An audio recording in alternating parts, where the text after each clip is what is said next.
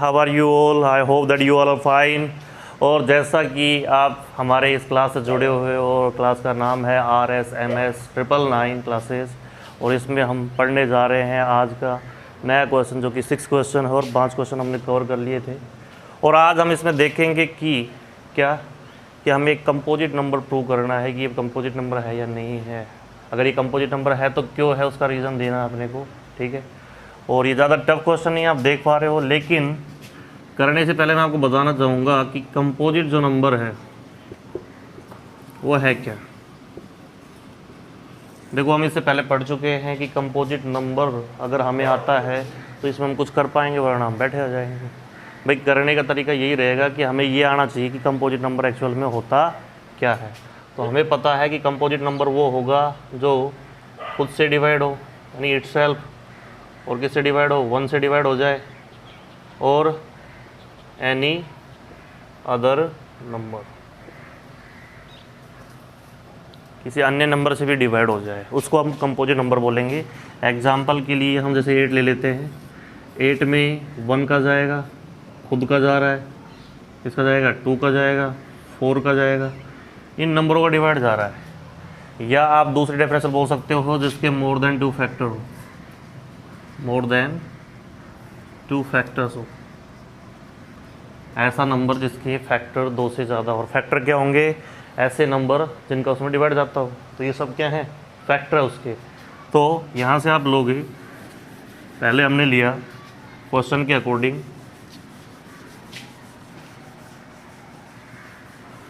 हमारे पास है 7 × 11 × 13 प्लस 13, ये नंबर है 7, 11, 13 प्लस 13।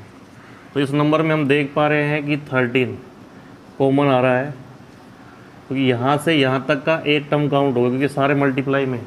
और दूसरा जो है ये प्लस के बाद है, जैसे अपन x, y, z और प्लस x ऐसा नंबर होता। तो इसमें जो x, y और z है ये तीनों मल्टीप्लाई में, इसको अपन ऐसे लिख सकते हैं। और मल्टीप्लाई में ये एक टर्म काउंट होगा। और यहाँ अगर प्लस और माइनस होते हैं तो प्लस से पहले और प्लस के बाद ये अलग अलग काउंट होंगे, ठीक है। तो ये पूरा एक है और ये एक है, इसलिए अपन x कॉमन निकालेंगे तो क्या बच जाएगा यहाँ पे y, z, और यहाँ क्या बच जाएगा 1। क्योंकि कॉमन का मतलब क्या होता है, जो आपने निकाला उसको इसमें भी डिवाइड दे दो, इसमें भी डिवाइड दे दो, यहाँ से x कैंसिल आउट हो जाएगा और यहाँ से x का डिवाइड करो क्या आएगा, 1 आ जाएगा। इस तरीके से सेम ऐसा ही क्वेश्चन ये है। आप यहाँ देख पा रहे हो यार, ये 1 और ये खुद ये नंबर, इसके अलावा भी हमारे पास अन्य नंबर है जिसका इसमें डिवाइड जा रहा है जो कि 13 है। तो 13 जब इसमें कॉमन लेंगे तो यहाँ 13 का डिवाइड देंगे और यहाँ भी 13 का, तो 13 कैंसिल आउट हो जाएगा, क्या हो जाएगा 7 × 11 और प्लस 1। यानी इस नंबर का एक और फैक्टर वो कौन है, नेक्स्ट जो फैक्टर है वो कौन है, 13, ठीक है। अगर इसमें से 13 और कॉमन निकल सकता है तो ये जो नंबर होगा कंपोजिट होगा। ऐसा ही दूसरा क्वेश्चन, इसी का जो दूसरा नंबर है उसमें अपने पास है +5। तो देखो यहाँ से भी सेम, यहाँ से यहाँ तक एक टर्म होगा, ये दूसरा टर्म है, इन दोनों में से अपन ने क्या कॉमन ले लिया, 5 कॉमन ले लिया। तो अपने पास बच जाएगा 7 × 6 × 4 × 3 × 2 × 1 + 1। तो ये जो 5 है एक एक्स्ट्रा फैक्टर है, तो अपन बोल देंगे कि 1 और इस नंबर के अलावा इसके अन्य फैक्टर हैं। अगर फैक्टर है इसके पास, यानी ये जो कॉमन निकाल दिया इसमें उस चीज़ का डिवाइड जा सकता है, इसलिए यही तो क्या है, ये डिविजिबल है किससे, 5 से, यानी खुद से डिविजिबल है, 1 से है, और अन्य नंबर कौन हो गया 5, इससे डिविजिबल है, इसलिए क्या होगा, कंपोजिट नंबर होगा। जैसे अपन कोई भी एक छोटा नंबर ले लें, मैंने 8 ले लिया जैसे। अब 8 को मैं क्या लिख सकता हूँ, 2 × 4, यानी ये जो आ चुका है अपने पास मल्टीपल फॉर्म के अंदर या प्रोडक्ट फॉर्म के अंदर, प्रोडक्ट ये है। तो इसमें आप देख सकते हैं इसमें 2 का भी डिवाइड लग सकता है, और मैं चाहूँ तो इसी नंबर में और का भी डिवाइड कर सकता हूँ। तो सेम ऐसे ही इस चीज़ को खोल कर रख दिया गया, यानी 8 है ऐसी ही फॉर्म में उसको खोल के रख दिया गया और प्लस लगा के उसी नंबर को रख दिया गया जो कॉमन निकल सकता है दोनों के अंदर। तो ये हमारे पास कॉमन कौन है, 5 है दोनों में। इसको कॉमन निकाल लेंगे तो जो बचा हुआ नंबर है आप देख पा रहे हो, उसका भी डिवाइड जाएगा, 1 का डिवाइड जाएगा।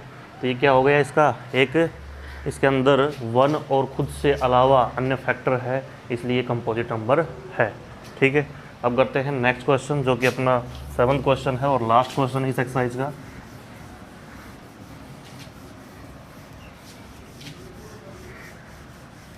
रोक दी। हाँ, तो जैसा कि आप देख पा रहे हैं इस क्वेश्चन में, क्वेश्चन नंबर 7 है, इसमें लिखा हुआ है there is the circular path around a sport field, Sonia takes 18 minutes to drive 1 round of the field while Ravi takes 12 minute for the same. Suppose they both start at the same point and go in the same direction. After how many minutes will they meet at a starting point? Means अगर वो opposite direction में motion कर रहे हैं और इतना time ले रहे हैं, यानी सोनिया ले रही है कितना 18 मिनट्स और दूसरा रवि जो है वो कितना 12 मिनट्स ले रहा है, तो किस कम से कम समय के अंदर वो आपस में दोबारा मिलेंगे। और अगर आपको लीस्ट टाइम निकालना हो, कभी भी ध्यान रखना, लीस्ट, मिनिमम, ये जब वर्ड आए या स्मॉलेस्ट बोल सकते हो आप,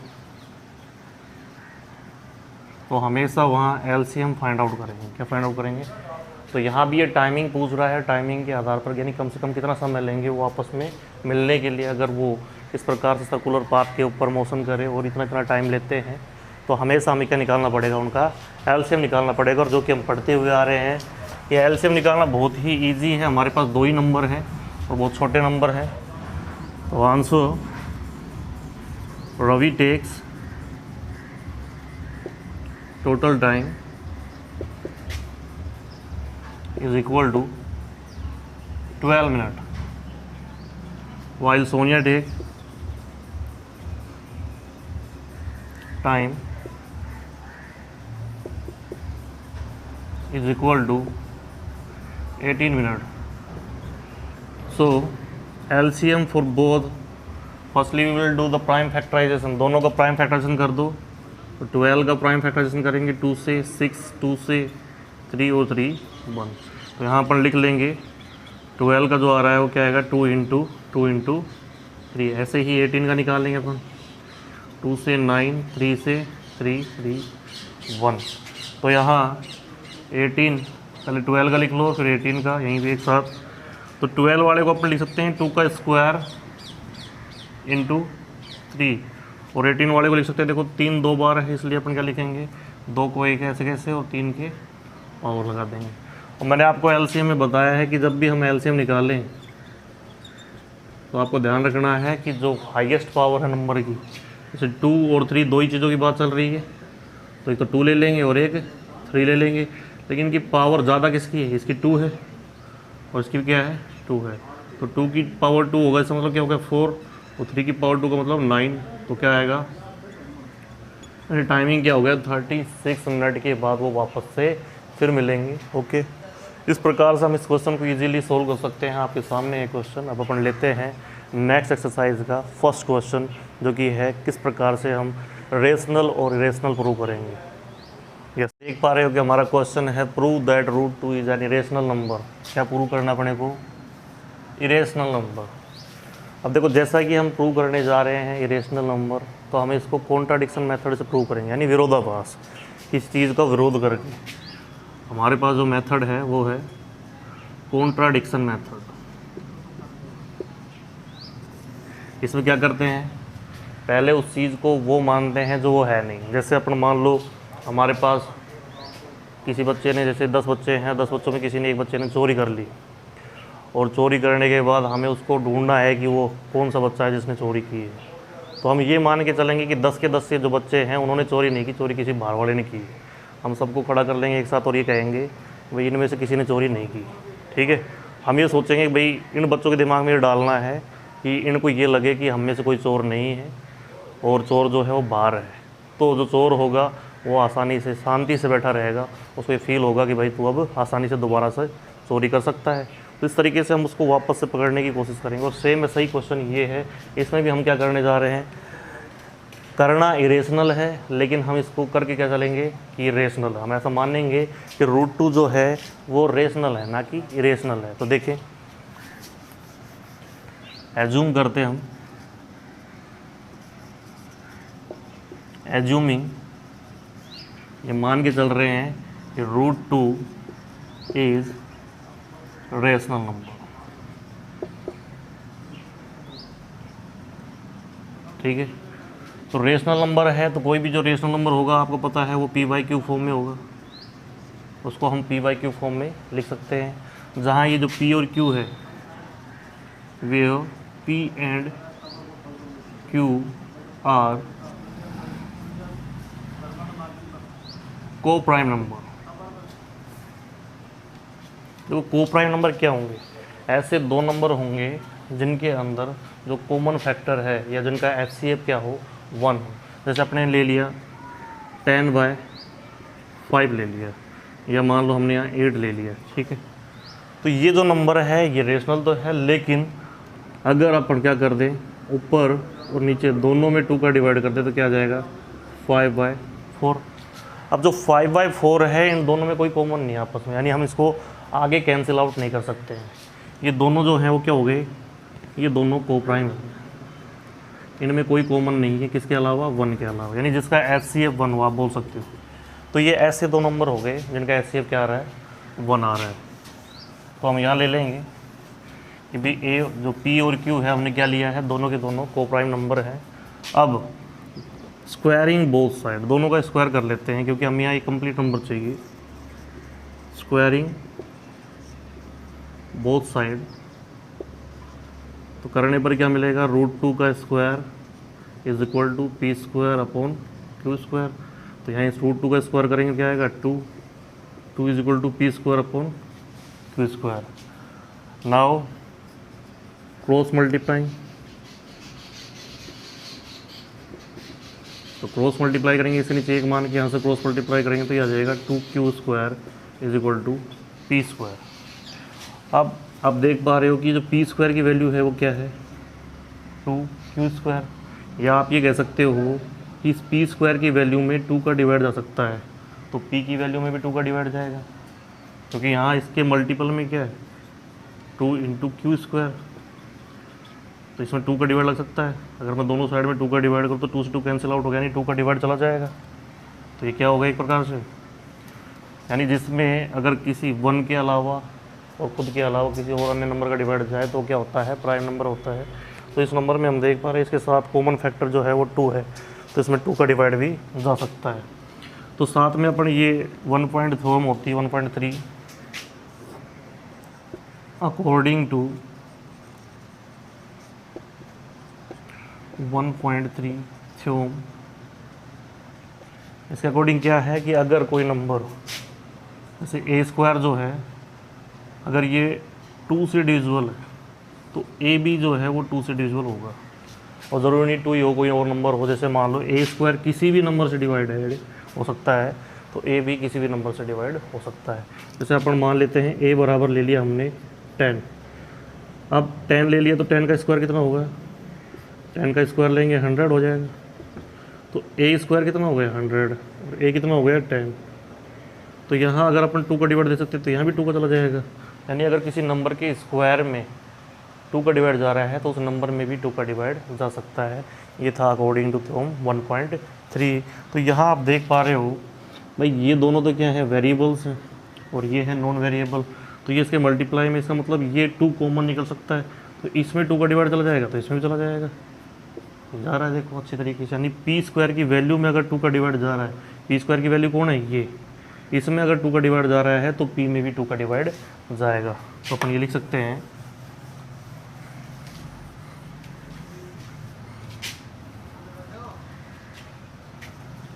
if P square is divisible by 2 then p also will be divisible by 2, ठीक है। यानी पी स्क्वायर 2 से डिविजिबल है तो पी भी डिवाइड हो सकता है आसानी से। अब यहाँ अपन देख पा रहे हैं भाई यहाँ जो 2 है हमने क्या करने जा रहे हैं, देखो p अपॉन क्यू है, अगर मैं ये प्रूव कर देता हूँ कि इसमें 2 का डिवाइड लग जाए और मैं ये भी ले आऊँ कि इसमें भी लग जाए, तो इसका मतलब क्या है दोनों में हम कॉमन फैक्टर निकाल सकते हैं 2, और निकाल सकते हैं तो दोनों में 2 का डिवाइड चला जाएगा। अगर ऐसा हो गया तो ये क्या हो जाएगा भाई, हमने यहाँ क्या लिखा, हमने लिखा है where P and Q are coprime number, coprime है तो दोनों का एचसीएफ क्या होगा 1 होगा। और अगर 1 के अलावा कोई कॉमन निकल रहा है इसका मतलब वो क्या नहीं है, वो कोप्राइम नहीं होगा, और कोप्राइम नहीं होगा तो इस बात का क्या हो गया, खंडन हो गया, कॉन्ट्राडिक्शन आ गया इस चीज़ का कि भाई अगर इसमें 2 भी कॉमन निकल रहा है तो इसका मतलब क्या है कि √2 जो है वो क्या नहीं होगा, रेशनल नहीं होगा, और जो रेशनल नहीं होगा वो क्या होगा, इरेशनल होगा। इजी सी बात है। तो अपन ये प्रूव करने जा रहे हैं कि जो हमारे पास P/Q फॉर्म है, इसमें यहाँ तो लिखा है हमने क्या कि भाई ये मान के चल रहे हैं कि कोप्राइम नंबर है, इनमें और कोई कॉमन नहीं है, लेकिन हम यहाँ ये प्रूव करने जा रहे हैं कि इनमें 2 कॉमन निकल सकता है। ठीक है, तो देख रहे हो, आप देख सकते हो यहाँ पे 2q² = p² आ चुका है। यहाँ हमने लिख दिया p² is divisible by 2, then p is also divisible by 2। ठीक है, ये according to theorem 1.3 sorry, according to theorem 1.3। अब अपन लेके चलते हैं क्या, यहाँ हमारे पास ये वैल्यू आ चुकी है, ये जो 2 है वो हमें इधर लाना है, इधर लाना है तो इस p के लिए कुछ मानना पड़ेगा अपने को। हम ले लेते हैं कि p, let p is equal to 2r। ठीक है, अब 2r क्यों लिया है या 2 क्यों लिया है, देखो r वगैरह या कुछ भी मान सकते हो, यहाँ पे कोई भी वेरिएबल ले सकते हो आप, लेकिन 2 क्यों लिया है, 3 क्यों नहीं लिया, 5 क्यों नहीं लिया, इसका कारण समझो। क्योंकि जब मैं इसका स्क्वायर करूँगा इस नंबर का तो यहाँ क्या बन जाएगा, 4r², यानी ये हट जाएगा, और यहाँ क्या है, 2 है q² के साथ, तो 2 कहाँ जाएगा, डिवाइड में, जैसे ऐसे देखो आप इस वैल्यू के अंदर, यानी यहाँ इसके अंदर क्या रखेंगे हम, ये वैल्यू रख देंगे p बराबर, हमारे पास है इक्वेशन फर्स्ट मान लो इसको, putting value of p in equation first. देखो यहाँ जो वैल्यू हमारे पास 2r है p की, यहाँ रख देंगे 2q² is equal to p की जगह पर रखेंगे 2r का स्क्वायर, क्योंकि p का स्क्वायर है इसलिए स्क्वायर रखेंगे। अब 2q² ऐसे कैसे, अब ये क्या हो जाएगा 4, क्योंकि 2 को 2 से मल्टीप्लाई करेंगे तो 4 और r का स्क्वायर, तो यहाँ से q² क्या आ जाएगा, 2 का डिवाइड चला जाएगा, 4r² अपॉन 2 से कैंसिल आउट करोगे तो हमारे पास आ गया q² is equal to r², 2r², क्योंकि 2 कैंसिल आउट हो गए, 2 जो होता है, तो यानी q² की वैल्यू क्या आ गई, यहाँ से ये प्रूव हो रहा है कि q² की वैल्यू क्या आ गई, 2r²। इसका मतलब इस नंबर में यानी q² की वैल्यू में 2 का डिवाइड जा सकता है, अगर उसके साथ 2 कॉमन में है, इसका मतलब उसके साथ 2 कॉमन में होगा तो उसमें 2 का डिवाइड जा सकता है आसानी से, तो q² क्या आ गया, 2r² आ गया। तो अपन यहाँ भी लिख सकते हैं क्या, if q² is divisible by 2 then q also, q भी होगा 2 से डिविजिबल। तो यहाँ से हमें क्या पता चल गया, हैंस ये पता चल रहा है हमें क्या कि p के अंदर भी कॉमन फैक्टर 2 है, q के अंदर भी कॉमन फैक्टर 2 है। अगर दोनों में से 2 कॉमन निकल सकता है, इसका मतलब जो √2 है वो √2 क्या होगा, रेशनल नहीं है, इज़ नॉट रेशनल, वो रेशनल नहीं है। क्यों नहीं है, क्योंकि हमने ये माना था कि p और q जो है वो कोप्राइम नंबर, और कोप्राइम नंबर में जो कॉमन आता है वो 1 आता है, जैसे अपन ने लिखा 3/5, इन दोनों में कोई भी ऐसा कॉमन नहीं है। जैसे अगर यहाँ जो आ रहा है उसके आधार पे ये 6 बाय अपन ने ले लिया मान लो 14, इन दोनों में से 2 कॉमन निकल जाए, कॉमन का मतलब इस 6 को मैं लिख सकता हूँ 2 मल्टीप्लाई, और इसको लिख सकता हूँ 2 मल्टीप्लाई 7। अब देखो दोनों में अगर 2 कॉमन होगा तो हम 2 से 2 कैंसिल आउट कर देंगे, नहीं दोनों में 2 का डिवाइड लग जाएगा, और डिवाइड लग जाएगा तो क्या आएगा अपने पास 3/7। तो यहाँ से ये पता चल रहा है कि ये 3/7 नहीं है, इनके साथ 2 और मल्टीप्लाई है, तो इसका मतलब जब ये इस प्रकार से है तो क्या होगा, कभी भी वो रेशनल नहीं होगा, क्योंकि हम तो खुद मान के चल रहे थे कि रेशनल है, और रेशनल में p और जो q है वो क्या है, कोप्राइम। लेकिन ये बात यहाँ खंडित हो रही है कि ये कोप्राइम है ही नहीं। अब कोप्राइम नहीं है तो क्या नहीं होगा, √2 रेशनल नहीं होगा, वो क्या होगा, इरेशनल होगा। तो अपन नीचे लिख देंगे that's why √2 is not rational because p and q have a common factor. मैं यहाँ लिख देता हूँ,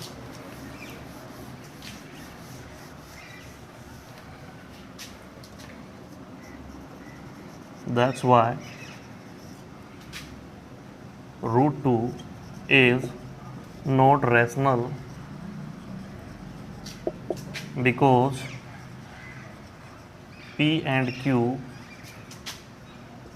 are not coprime number, so they are not equal to rational, that's why root 2 is rational. ठीक है, ये क्या नहीं है, हमें दिख गया कि कॉन्ट्राडिक्शन से पता चल रहा है। हमने देखो चोर की तरह ही किया है, हमने उसको माना कि तो चोर नहीं है। ठीक है, तो वो वैसे ही दोबारा से चोरी करने की कोशिश करेगा और हमने उसको पकड़ लिया। हमने प्रूव किया था ना, सेम ऐसा ही इस क्वेश्चन में है। रूट 2 को हमने मान लिया कि तो रेशनल नहीं है, तो रेशनल है, और रेशनल की कंडीशन फॉलो होनी चाहिए, और कंडीशन फॉलो नहीं होगी तो कहाँ जाएगा, वो सीधी सी बात है, वही रेशनल हो जाएगा। तो वही किया था हमने, इस रूट 2 को हमने ये मान लिया था कि ये रेशनल है। तो पी और क्यू जो थे वो क्या थे, हमने लिए को प्राइम नंबर। को प्राइम की कंडीशन जो है फॉलो नहीं हो रही तो क्या होगा अपने आप ही, वो रेशनल नहीं होगा और इरेशनल होगा, सीधी सी बात है। तो आज के लिए इतना ही, thank you very much, have a nice day to you all. और आप क्या करना है इसी प्रकार से, देखो अगर आप रूट 3 प्रूव करना चाह रहे हो, रूट 3 एक इरेशनल नंबर है, तो कुछ नहीं करना आपको, सेम ये का ही प्रोसेस होगा। यहाँ जहाँ जहाँ रूट 2 लिख रहा है वहाँ रूट 3 लिख देंगे, और जहाँ जहाँ 2 लिख रहा है वहाँ क्या हो जाएगा, 3 हो जाएगा। अगर आपको रूट 5 प्रूव करना है, सेम प्रोसेस रहेगा, कुछ नहीं बदलेगा। बस आपको ये ध्यान रखना है, एक बार फिर से हल्का सा रिपीट कर देता हूँ मैं प्रोसेस को, जो जो हमने की है शॉर्टली।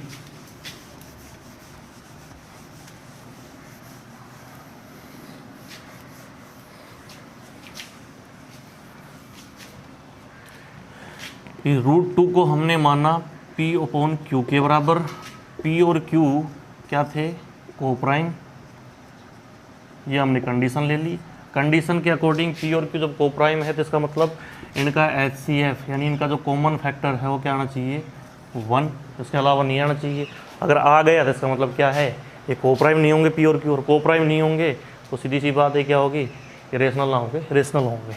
तो हमने क्या किया था, स्क्वायर किया था, स्क्वायर करने पे यहाँ पे 2 आ गया था, इधर P square upon Q square आ गया था। हमने क्रॉस मल्टीप्लाई किया तो यहाँ से आ गया 2q square is equal to P square. Cross multiply करने के बाद हम देख पा रहे हैं कि यहाँ भाई इस नंबर के साथ क्या लग गया, जैसे ये पी स्क्वायर की वैल्यू है कौन, 2q स्क्वायर, तो पी स्क्वायर की वैल्यू में हम 2 का डिवाइड कर सकते हैं। देखो कर रहे हैं, 2 से 2 कैंसिल आउट हो गया, तो पी स्क्वायर किसके बराबर आ गया, यानी पी स्क्वायर में 2 का डिवाइड लग गया, जो कि किसके बराबर आ गया, क्यू स्क्वायर के। अगर पी स्क्वायर की वैल्यू में 2 का डिवाइड पूरा जा रहा है, इसका मतलब ये थ्योरम के अकॉर्डिंग है, अपन लिखेंगे क्या, 2q square is equal to P square. अगर पी स्क्वायर जो है वो 2 से डिविजिबल है तो पी भी 2 से डिविजिबल होगा, इसके अकॉर्डिंग थ्योरम 1.3 कहते हैं। ठीक है, अब दूसरा सेम ऐसे ही, जब यानी इसका मतलब हमें ये क्या मिल चुका है कि जो ये p था इसके अंदर एक कॉमन मल्टीपल है इसका, वो क्या है, 2 है। और यहाँ क्या था, इसके अकॉर्डिंग ये था को प्राइम नंबर क्या कमी कि इसका जो कॉमन मल्टीपल है वो 1 है। लेकिन ये बात यहाँ खंडित हो रही है कि उसका कॉमन मल्टीपल 1 नहीं है, 2 है, क्योंकि हमने यहाँ प्रूव कर दिया है। अब हम क्या करेंगे, वापस से इसी को रिपीट कर देंगे। भाई हम p को तो ले आए, अब q को और ले आते हैं इसी तरीके से। तो देखो हम क्या करेंगे, इसी इक्वेशन में, इक्वेशन फर्स्ट मान लेते हैं, p बराबर क्या मान लें, 2r 2ca, जो भी मानना चाहो, जैसे मैंने ये ले लिया, मान लो 2a ले लिया, या रखेंगे 2q स्क्वायर, ऐसे कैसे, तो 2a जब मैं इस p की जगह रखूँगा तो देखो p की वैल्यू 2a है, बट यहाँ p स्क्वायर है तो इसका स्क्वायर हो जाएगा। इसका मतलब क्या है, 2a मल्टीप्लाई 2a, जो कि क्या होगा 4a स्क्वायर, इसके बराबर 2q स्क्वायर के। ठीक है, अब यहाँ से आप क्या करोगे, 2 का डिवाइड, यानी जो q स्क्वायर है इसके साथ 2 है वो कहाँ चला जाएगा, डिवाइड में, is equal to 4a square upon 2, यहाँ से 2 कैंसिल, तो क्या बन जाएगा, q square is equal to 2a square आ गया। अब ये है q की वैल्यू, तो q की वैल्यू में भी 2 का डिवाइड लग रहा है, देखो यहाँ से 2 इसके साथ मल्टीपल है, 2 का डिवाइड लग जाएगा तो अपन 2 से कैंसिल आउट कर देंगे।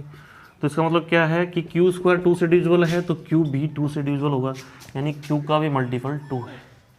तो यहाँ इस बात का खंडन हो गया कि दोनों का, अगर दोनों के प्रोडक्ट में क्या आ रहा है, 2 कॉमन आ रहा है, इसका मतलब क्या है, इनका HCF क्या होगा, 1 ना होगा, 2 हो सकता है।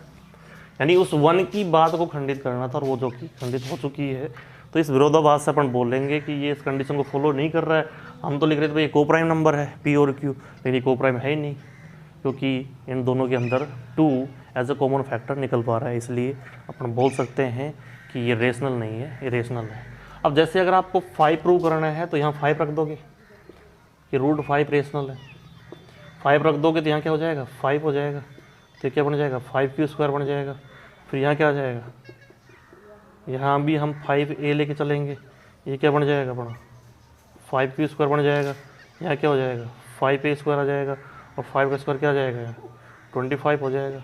यहाँ क्या आ जाएगा 5 आ जाएगा, इस 5 पर डिवाइड दोगे। सेम प्रोसेस है, यानी आपको कुछ नहीं करना है। अगर आपको √2 √3 √7 ये अगर आपको कोप्राइम करने हैं, सॉरी रेशनल नंबर प्रूव करने हैं, तो वो का वो प्रोसेस रहेगा। सबसे पहले आपको क्या करना है, इनको p/q के बराबर मानना है, p और q क्या होंगे कोप्राइम होंगे, उसके आधार पर इनको पुट करके इसे सोल्व करना है।